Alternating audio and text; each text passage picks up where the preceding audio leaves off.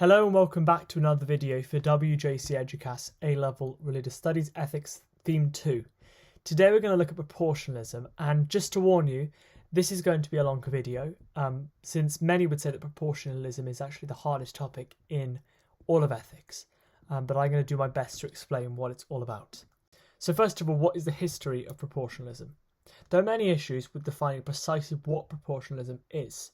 Not least because there are so many scholars associated with it, as we're going to see, but also whether it should be considered an ethical theory in the first place. Indeed, many proponents of the view, as well as those Catholics who critique it, refer to its adherents as revisionists, as it's a modern revision of natural law.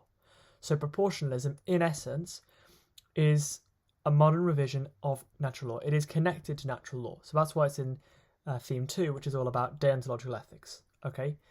And so there's a lot of debates here. It's mostly concerned with Catholicism, okay, and a revisionist Catholic moral theology. So if you think about Aquinas' natural law as the traditional sort of standard Catholic moral theology, and then we have proportionalism as the new modern revisionist one, okay, and we're going to see what that actually means. And the crux of proportionalism, or the proportionalist debate, lies in an interpretation of Aquinas' doctrine of double effect. And we're going to look at what that debate is later on. So proportionalism is all about a certain part of Aquinas' natural law. So we looked at natural law in a previous video, and the proportionalists are going to agree with a lot of it, but there's one part called the doctrine of double effect, which they think actually this is how it's supposed to be interpreted. And that's where the whole idea comes from. Okay, some would say it's a separate theory, some would say it's a correct interpretation of Aquinas' law, or it's just a subsection of natural law. There's a lot of debates concerning that. Professor Philippe Foubert claimed that proportionalism encompasses a family of approaches and is not identical in all authors. So we're going to look at in the next couple of videos or couple of slides that there are several authors, several scholars associated with it, and they have different approaches as well to proportionalism. Okay, so it's not like a united ethical theory. James Walter also observed that the movement began in the 1960s, it was a modern theory or a modern view, as an attempt to modify the DDE, the doctrine of double effect, and the idea of intrinsic moral evils, and we'll look at what that means later on. But it's often seen to originate with a German theologian, Father Peter Knauer, Ester, which means he's a Jesuit priest, okay, who in 1965 wrote an article critiquing interpretations of Aquinas' principle of double effect. So it started with a Catholic priest, so this is a proportionalism then will be a religious ethic, okay? And it's based on basically Aquinas' natural law. But then there's a little thing that says, okay, starting with Father Peter Knauer, the doctrine of double effect, we interpret it differently, okay? And so we do have a slightly different ethical theory. The article was then reviewed by Richard McCormick, another Jesuit priest, who was to become a leading figure and supporter of proportionalism. And Father Richard McCormick is probably the most famous defender of proportionalism. Now, in the Summa Theologia Secunda Pars, so the second part of his magnum opus, Aquinas treats the issue of killing in self-defense. Okay, and in it he argues that it's lawful if done with, and the quote he uses is proportionate reason. That means that the evil that occurs is subsumed by a greater good. Right, so there's more good that comes from that than there is evil.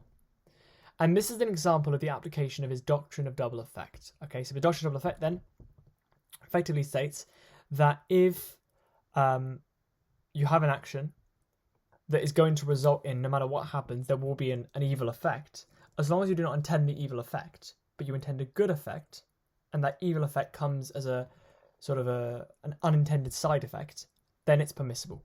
Okay, so he talks about self-defense, right? So in that case, what's going on here? Well, we have the good intent, right? The good interior act, which is to save your own life. Okay, that's a good interior act. Then you kill the person in self-defense, but you didn't intend to kill them per se. It would be different if you sort of had like a murderous vengeance about you and you wanted them harm. But if you're killing them in self-defense, you have a good intent, and the evil intent was not intended. Okay, so that's the doctrine of double effects. There's two effects.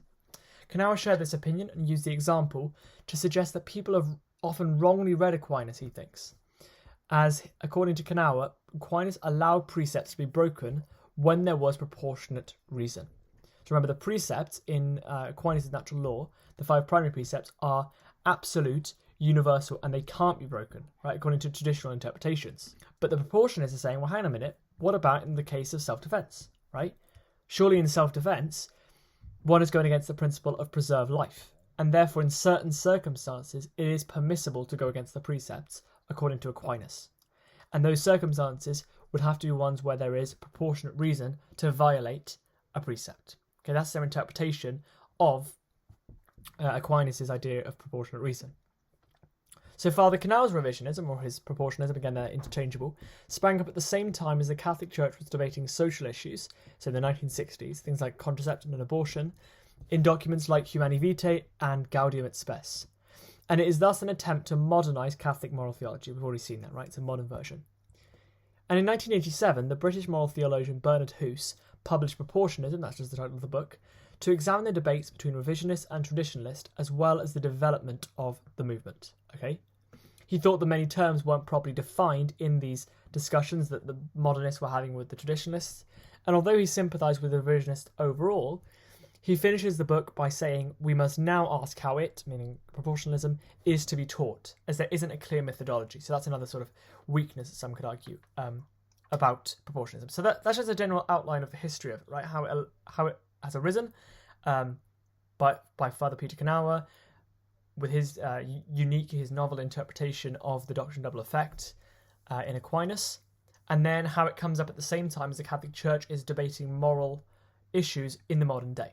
Okay, and so they're saying, well, hang on a minute, how do we face things like contraception? How do we face things with using natural law, right? Aquinas' natural law that was made centuries ago.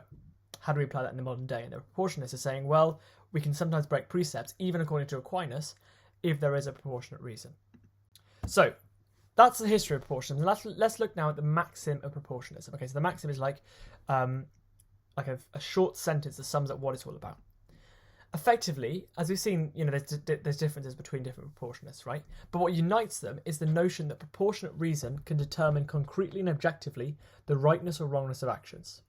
And that's summed up in the proportionist maxim, which is the following. It is never right to go against a principle or a precept unless there is a proportionate reason which would justify it. Okay? So the first part of the maxim, it's never right to go against a principle or a precept, is the deontological aspect of proportionalism, or the rules-based aspect. Okay, so it's never right, you cannot go against precepts. Okay, you can't go against the 5 primary precepts in Roman power, so protect the innocent, order society, worship God, educate and reproduce. You can't go against those. And so that means that Aquinas' primary precepts are still important and valid, and they must be aimed for. One can never break them unless, the second part, there is a proportionate reason which would justify it. Okay, so there is a qualifier for that.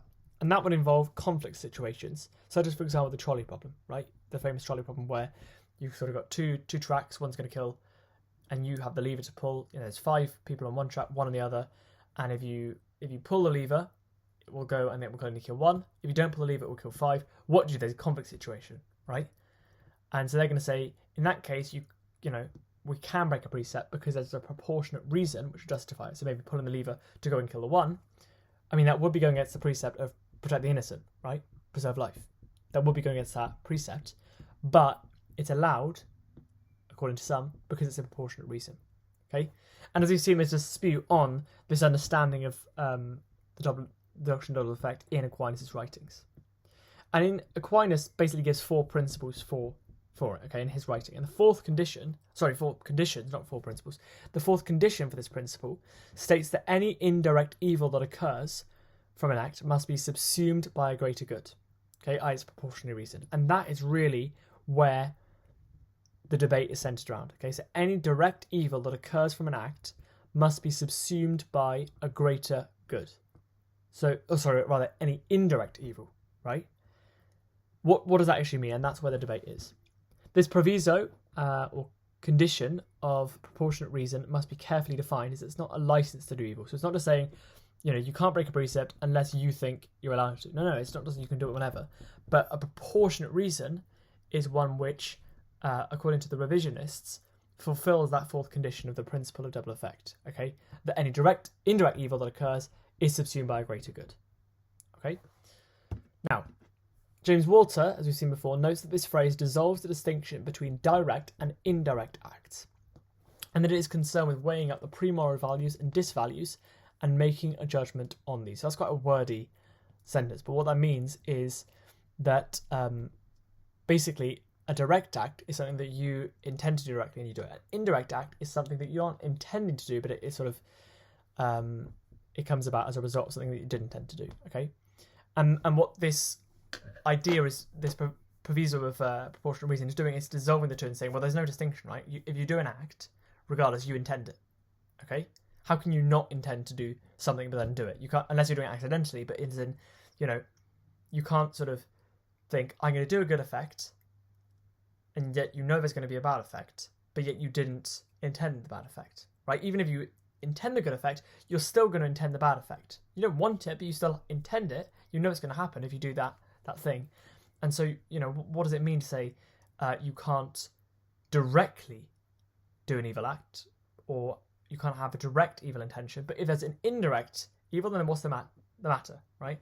And the revisionist is saying, well, that doesn't really make sense anyway. Thus, Father McCormick defines proportionate reason as a value at least equal to that sacrificed. Okay, so the thing that you're giving up, the principle that you're breaking, in order to fulfill something else, that has to be at least the same as that, right?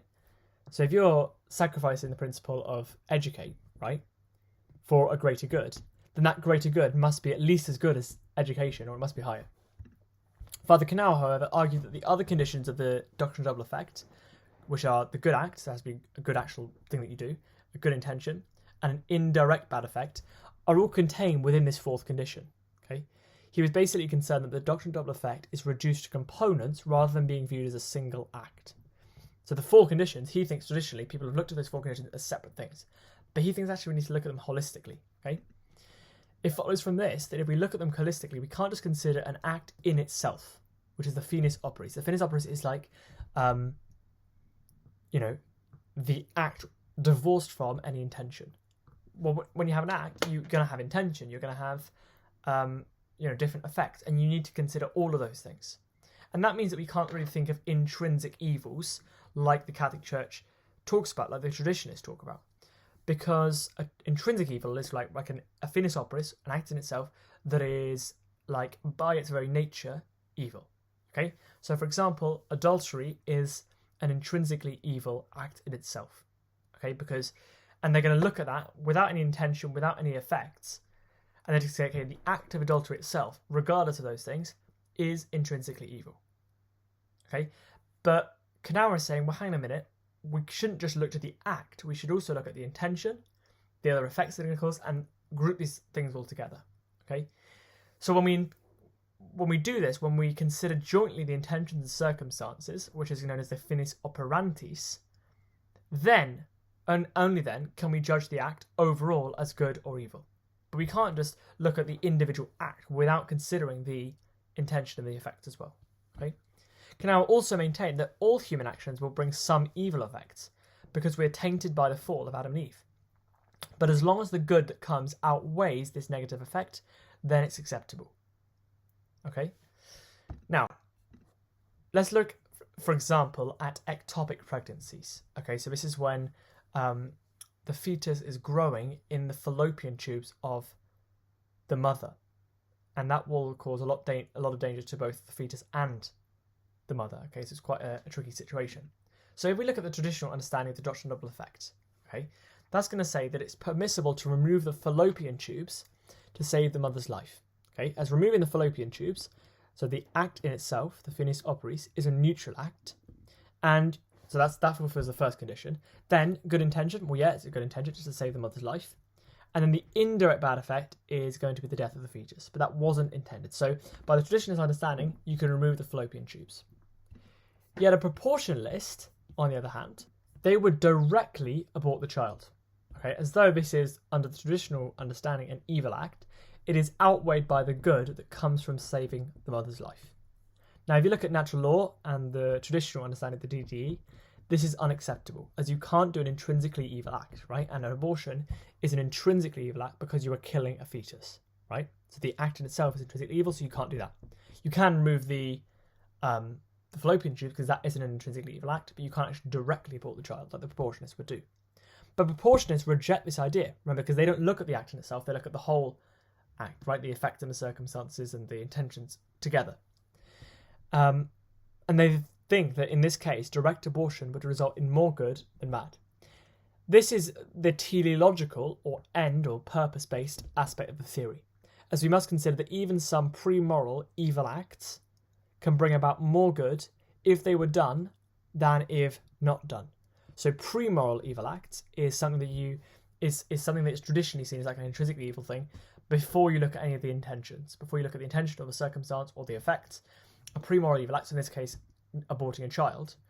Well, yeah, in and of itself, if we just look at that act, it's wrong, but we need to not just consider that, we need to consider the intention, which is to save the mother's life, so that's good, and we need to consider the effect, which will save the mother's life.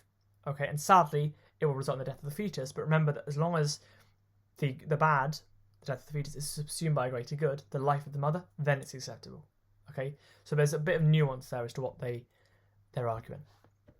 The Roman Catholic Magisterium, which is the teaching office of the Catholic Church, has found issue with this view that the ends can justify the means. That's effectively what it is, right? If you have a really good intention and it's going to bring out a good effect, then you can do an evil act. For example, Veritatis Splendor accuses the proportionalists of contradicting Romans chapter 3 verse 8, which condemns those who say evil can be done for a good end. So that's a disadvantage, right? If proportionalism is trying to be Christian, if it's trying to be Catholic, right? Well, it directly goes against a verse in the Bible, a verse in Romans 3. So how is it going to be a biblical or a theologically correct theory?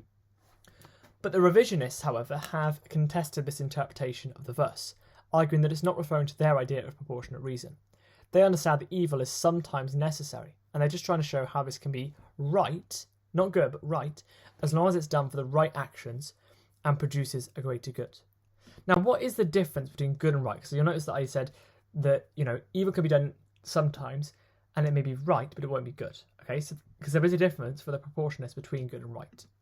So, if, an action is taken that is a pre-moral evil act. So going back to the example of the ectopic pregnancy, it's an abortion, right? It's a direct abortion. So that is an evil pre-moral evil act.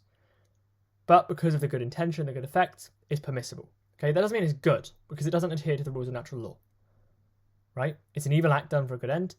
It goes against a precept, but it's permissible because it's the lesser of two evils, right? It's not good, it's right. So those actions which are evil and that are done for a good end, they are right but not good. This distinction between good and right is also the same as the one that G.E. Moore makes in his Principia Ethica as well, right? Good is something that adheres to principles, but then right is something that is right in the circumstances. It's the more compassionate thing to do.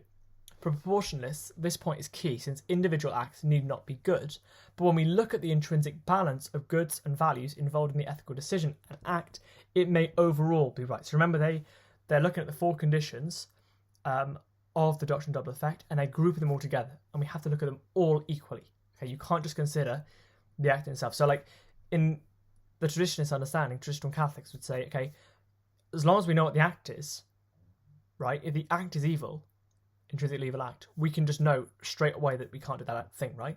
But the proportionists are basically saying, hang on a minute. Okay, maybe the act is evil, but let's consider the other things. Let's consider the intention. Let's consider the effect. Let's consider these and look at it together, okay? And so it's that key difference there that they're looking at all four conditions of the doctrine of double effect together. So what are the different views on evil moral acts? So we basically already explained this, but let's go into a bit more depth. According to traditional Catholic moral theology, an evil moral act is an intrinsic evil, meaning it's by its very nature evil, things like murder and rape. Thus, traditional Catholics would view all instances of stealing or lying as immoral, as these are intrinsically evil acts. So they're going to say, okay, even if you're lying for a good intention and it's going to be about a good effect, lying and stealing are, finis operis, acts in of themselves, evil, so you can't do them. For the proportionists, however, just because it's an evil act doesn't mean it's immoral or the wrong course of action. Okay, so it doesn't mean it's good, but it could be right.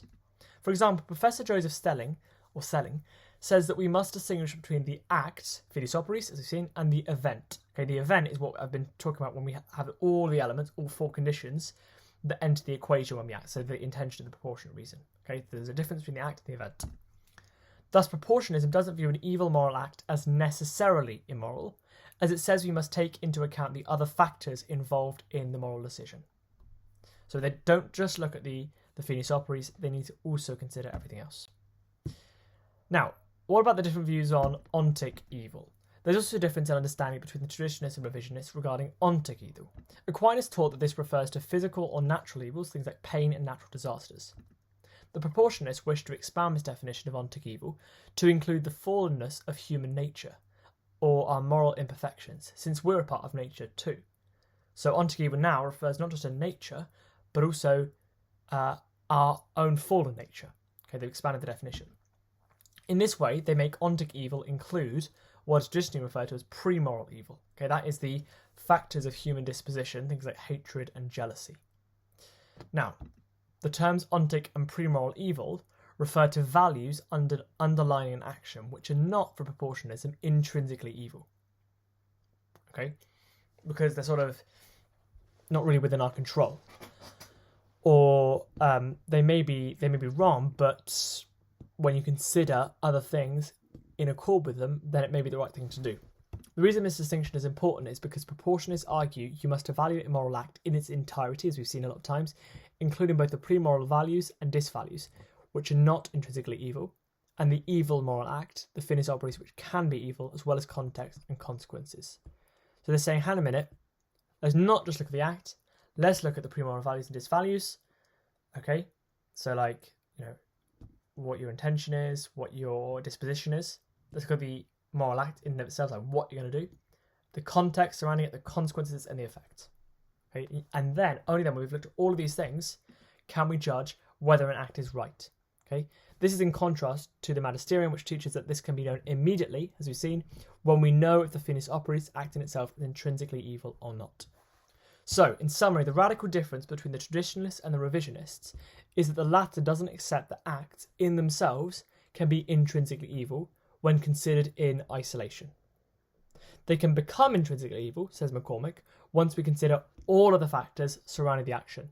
But we can't know this a priori, meaning we can't just know this like straight away from knowing the content of the finis operis, just from the act.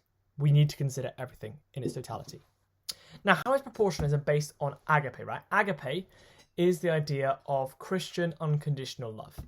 Now, during the 20th century, when proportionalism arose, there was a distaste for strict and absolutist deontological theories growing in Christian circles, such as in Joseph Fletcher's Situation Ethics.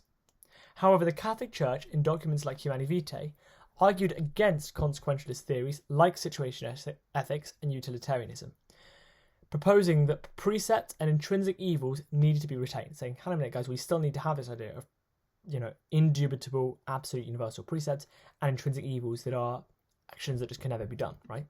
Proportionalism, in the same way, advocated for keeping deontological rules, so it diverges from situation ethics and misread and says, yeah, we still need to have some duties and some rules that we can't go against, but it also agreed with Fletcher that agape, or Christian love, should always underlie moral actions.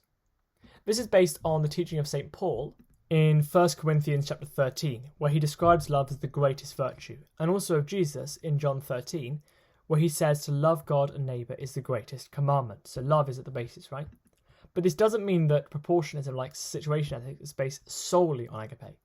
As we've seen, we need to look at agape, but also primary precept and any proportionate reason that could cause us to violate them. So basically a link there between proportionalism and natural law, but also with situation ethics and some of these new, slightly less deontological theories within the 20th century. Now, how is proportionalism a hybrid of natural law and both deontological and teleological? This is we've basically seen, but let's just expand on it a bit more.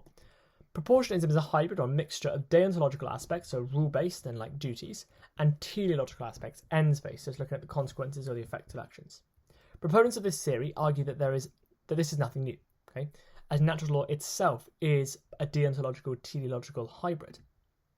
For example, the deontological aspect of natural law is with its primary precepts and goods. Okay, those are absolute and you have to keep to them. But it also has a teleological emphasis when it comes to the beatific vision, so the end goal, like heaven, union with God, as well as the doctrine of double effect, which is looking at effects. Okay, thus they think that they're simply just being true to natural law and interpreting Aquinas' doctrine of double effect in the correct manner. Remember that proportionalism is all about the interpretation of the doctrine of double effect, and they just think they are interpreting it correctly. They're saying we need to consider all four conditions, not just one of them, or each of them in isolation. Now, while many consider Catholic moral theology to be rigid and deontological, as opposed to the more fluid teleology of proportionalism, Selling points out that this is not the case at all. Indeed, he states that Catholic moral theology has always been predominantly teleological, but that is, of course, up for debate. However, many traditionalists dispute this claim and dismiss proportionalism on the grounds that it is teleological, as evidenced by its condemnation in Pope John Paul II's Veritatis Splendor. Although Charles Curran thought that this was a misrepresentation of the revisionist position, and his theology of compromise states that it's a middle ground between pure deontology on one side, like pure rules and just you have to keep them, there's no exceptions, and absolute consequentialism on the other, and where it just looks the consequences of actions. There are therefore several controversies concerning the exact nature of proportionalism and whether it can stand alone as an ethical theory or whether it's just a method of applying natural law. There's also the debate over whether its conflation of deontology and teleology is identical to that involved in traditional natural law, or whether it emphasises teleology too much. Okay, and those are some of the debates. Is natural law truly a mixture, or is it just proportionalism? Okay, let's look at a couple of evaluation questions. The first one is this: proportionalism is not effective in dealing with ethical issues. Now, we could disagree with this and say, well, hang on a minute, it could be seen as more effective in dealing with ethical issues, as it allows the situation to be considered in extreme circumstances, while still following the rules of natural law in most situations. This means that there are clear-cut guidelines which are easy to follow for the most part, but where following these rigidly would lead to injustice, there is room for a different decision to be seen as ethical. So you give different examples of this, right? We looked at the acceptable pregnancy one a minute ago. This version clearly follows the principle of Aquinas' application of natural law, as there are many examples in his writing of taking a proportionate approach. Okay, so therefore, it's more effective than the strict interpretation of natural law that has been used over the years, as some would say it's actually closer to the intentions of the originator of the theory himself. In fact, Aquinas says the more you descend into detail, the more it appears how the general rule admits exceptions. So they're just saying we're just being true to what Aquinas meant. Proportionalism also offers a way to combine the best aspects of natural law, a structured moral framework with the flexibility of situation ethics in order to get the best of both worlds.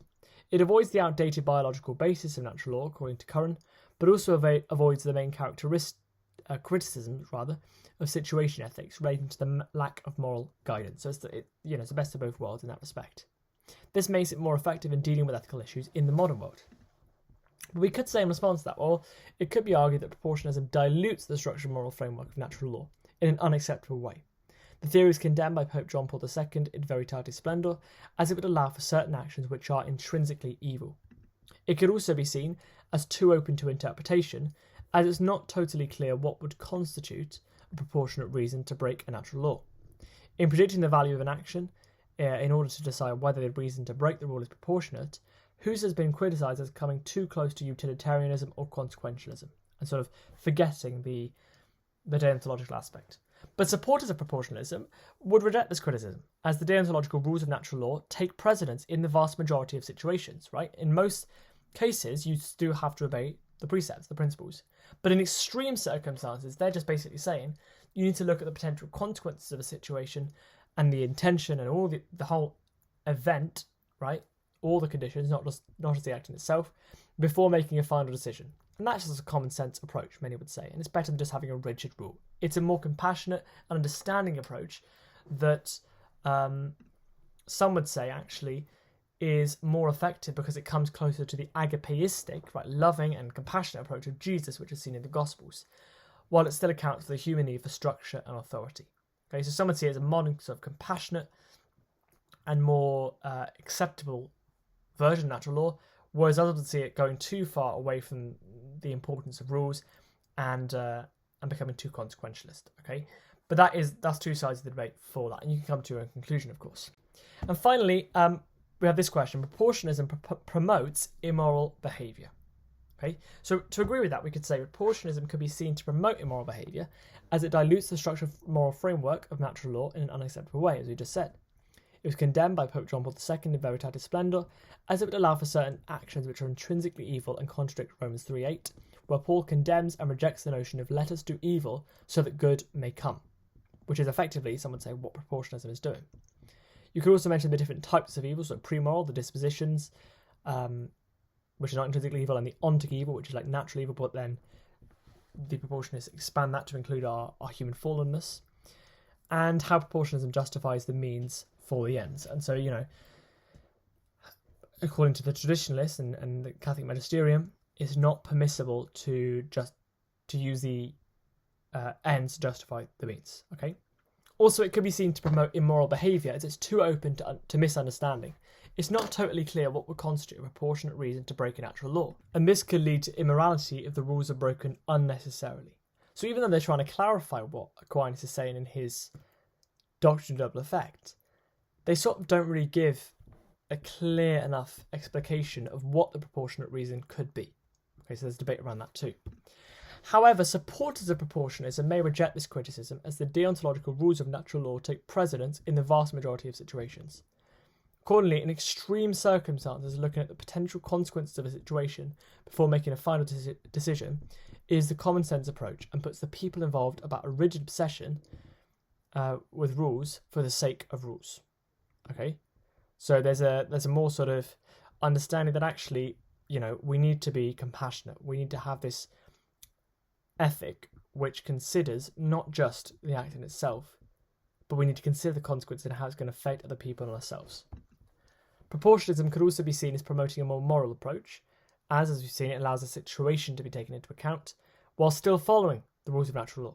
Okay, so many Catholics could still find some similarities here and possibly agree with it themselves. This means that there are clear-cut guidelines which are easy to follow for the most part, but where following these rigidly will lead to injustice, there is room for a different decision to be seen as ethical. It can also be argued that proportionalism clearly follows the principle of Aquinas' application of natural law, as there are many examples in his writing of taking a proportionate approach.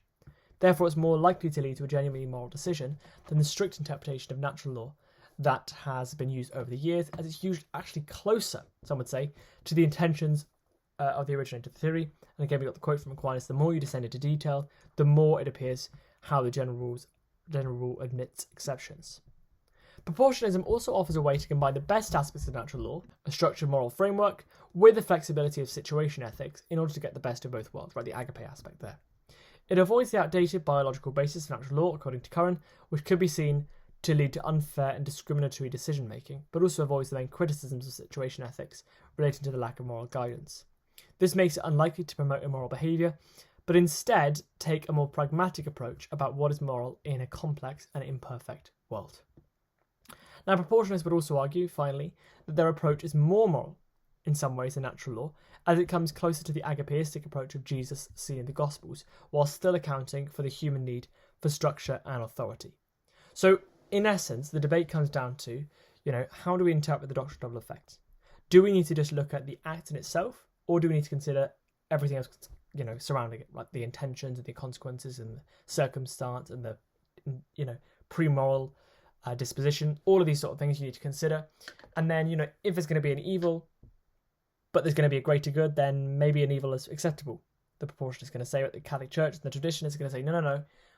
If the act itself is evil, then we cannot do it. Okay, but there is still debate as to whether or not it is immoral, whether it's gone too far from the Catholic Church, the traditional teaching of natural law, and it has indeed been condemned by the traditionalists and by the Catholic Church. But I hope that's explained clearly what proportionalism is. If you do have any questions, or if that wasn't, if there's certain things that you need to explain a bit more, feel free to leave a comment and I'll do my best to respond. But thank you very much.